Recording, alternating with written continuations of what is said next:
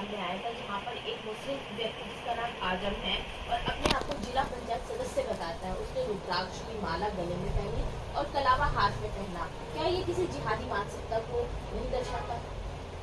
आप ठीक कह रहे हैं कि हिंदुस्तान के किसी भी मुसलमान की, हिंदुस्तान छोड़िए पूरे वर्ल्ड में मुसलमान की हिंदू के आस्था के बिंदु जो है, चाहे वो कलावा हो चाहे रुद्राक्ष हो, उनमें उनकी कोई आस्था नहीं।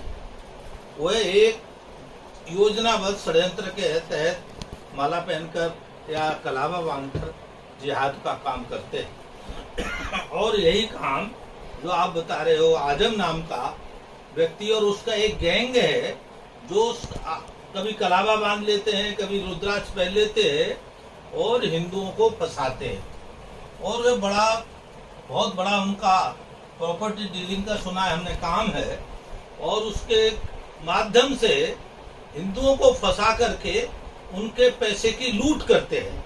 और लूट करने के बाद फिर वहां उनका उत्पीड़न करते हैं उस कॉलोनी में। और कॉलोनी में इतना ही नहीं करते, वह कॉलोनी एक जिहादी गैंग को संचालित करने का वो केंद्र बन गया है, शुभम सिटी। इतना ही नहीं, उसमें कुछ हिंदू अपराधी किस्म के लोग उनका साथ दे रहे हैं। जैसे हमने सुना है कि संजीव नाम का कोई व्यक्ति है, संजीव गुप्ता, पहले से ही प्रॉपर्टी के बड़े क्राइम में वांटेड है। उसकी कोई ईडी आईबी वगैरह जांच भी कर रही है, वो भी उनके साथ मिला हुआ उन जिहादियों के साथ। कोई सरोज रावत नाम की महिला है, वह भी उनको थोड़े से लोभ के चक्कर में मिली हुई है और वो उनके खिलाफ, उनको हिंदुओं के खिलाफ काम करने में वो भी सहयोग करते हैं।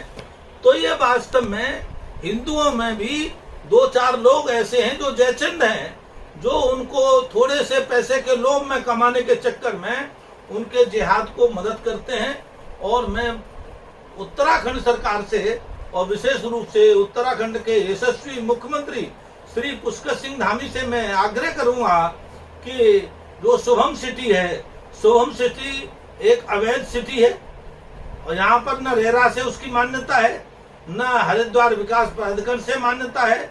और वह हिंदुओं को बरगलाकर, हिंदुओं को धोखा देकर, हिंदुओं को बहकाकर वहाँ उनके से कुछ जमीन के नाम पे पैसे ले लिए जाते हैं और फिर पैसे लेने के बाद उनका उत्पीड़न किया जाता है, उनकी प्रॉपर्टी को भी कब्जा कर लिया जाता है। मुझे सुना है कि एक फौजी है और वो फौजी ने अपने सारे जीवन की कमाई से वहां पर एक मकान लिया और आज वो वहां रहने के लिए सुरक्षित नहीं है, भागा फिर रहा है। उसके साथ आए दिन हमला करते हैं, बदतमीजी करते हैं। तो ये वहां हिंदुओं के साथ ही हो रहा है। और क्योंकि वो मुस्लिम बाहुल्य कॉलोनी और क्षेत्र है, 90% वहां मुस्लिम और जिहादी प्रवृत्ति के लोग रहते हैं और हिंदुओं को फंसाकर हिंदुओं का पैसा लेकर के और हिंदुओं के साथ दुर्व्यवहार करने का वहां षड्यंत्र होता है। और ये भारत में नहीं, मैं कह रहा हूँ देवभूमि के लिए बड़ा खतरनाक है। हरिद्वार देवभूमि का द्वार है, वहां पर जिहादी गतिविधि संचालन करने का शुभम सिटी केंद्र बना हुआ है। वहां पर किराए के नाम पर अवैध फ्लैटों में बाहर से लाए हुए जिहादी मानसिकता के लोगों को रखा जा रहा है। ये कोई बड़ी दुर्घटना करने की योजना है और ये उत्तराखंड में कोई बड़ी दुर्घटना न हो जाए, इससे पहले हरिद्वार की पुलिस को सावधान होना चाहिए। और जो कुछ पुलिस के लोग उनका साथ दे रहे हैं थोड़े से धन कमाने के नाम पर, तो मैं उनसे कहूंगा कि ये आपको भी नहीं बख्शेंगे, आपको भी छोड़ने वाले नहीं है। इसीलिए आप इनके अवैध व्यापार को, अवैध कार्य को, जिहादी गतिविधियों को शरण ना दें, संरक्षण ना दें, क्योंकि ये कल आप पर भी हमला करने वाले हैं। आपके पैसा किसी काम आने वाला नहीं है। इन जिहादी गतिविधियों पर तत्काल सरकार रोक लगाए और कड़ी कार्रवाई करे। और पूरी कॉलोनी में से आप थोड़ी सी क्यों दोस्त करके आए, जब पूरी कॉलोनी अवैध है, आपके पास रिपोर्ट आ गई, जिस ऑफिस से वो संचालन करते हैं, आपने वह ऑफिस नहीं तोड़ा, आपने फ्लैट नहीं तोड़े, फ्लैट अवैध बने हुए हैं, तो आप चाहते क्या हैं? आपने मेन गेट नहीं तोड़ा। तो आप जो हरिद्वार विकास प्राधिकरण है, इसकी कार्यवाही भी क्या दिखाने के लिए नाम मात्र है।